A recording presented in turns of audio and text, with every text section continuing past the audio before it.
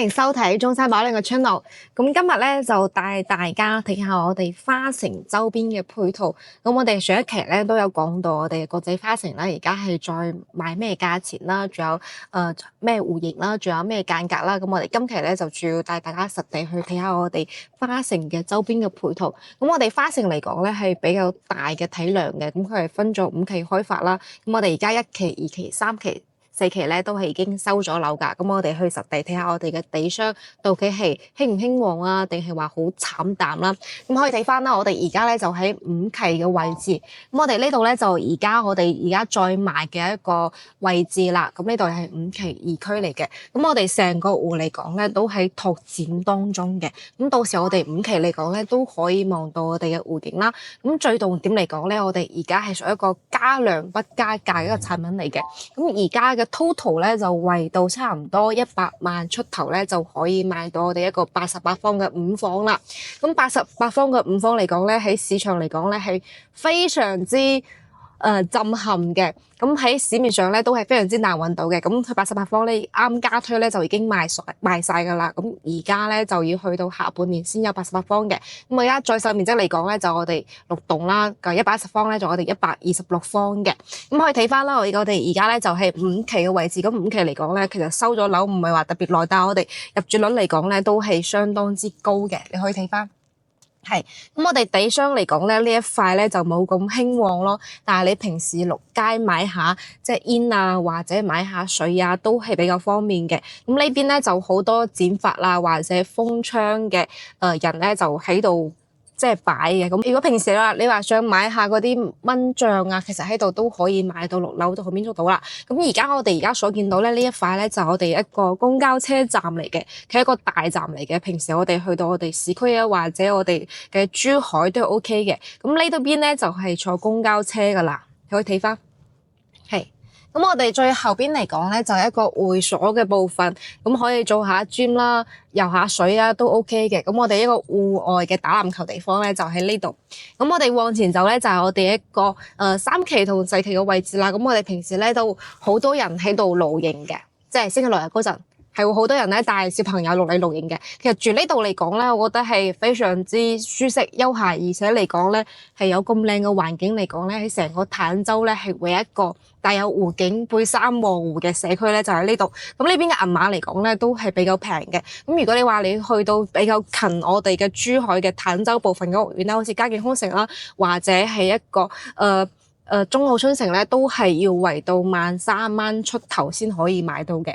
咁我哋而家咧就嚟到咗我哋4期嘅位置啦。咁可以睇翻啦，我哋成條街咧就食飯啦，跟住咧重慶麵啦，或者我哋平時嘅即係小狗要睇病都呢度都有嘅。咁呢邊咧就可以即係咩投行生慶咧就可以睇下都 OK 嘅。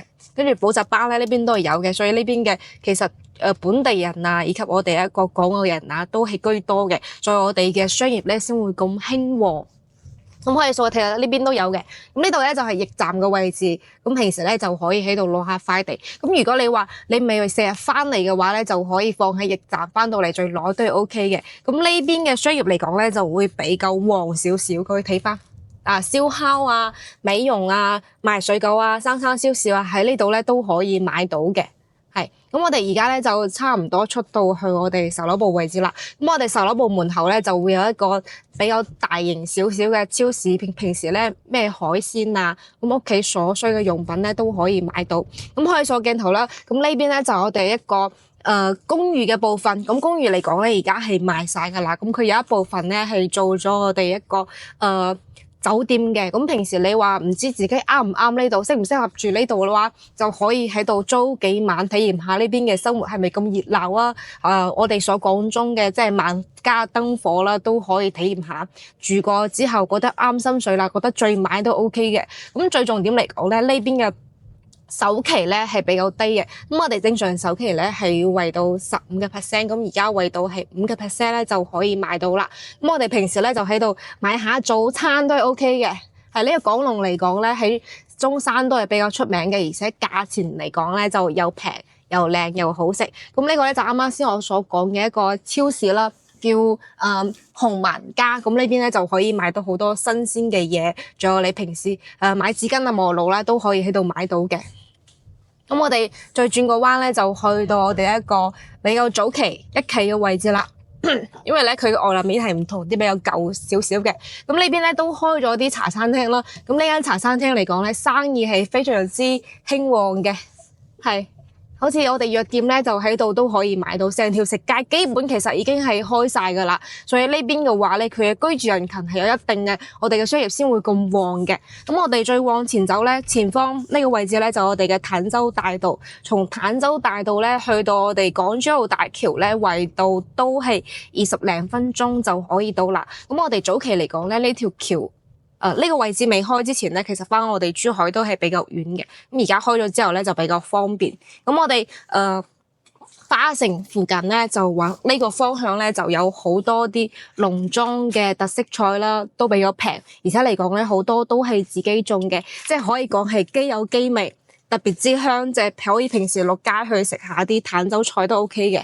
嗱，呢邊都好多釣魚場啦，平時返到嚟咧就可以即係換嘅生活方式，我覺得都係非常之享受嘅。以及我哋露營啊、釣魚啦，都係有嘅。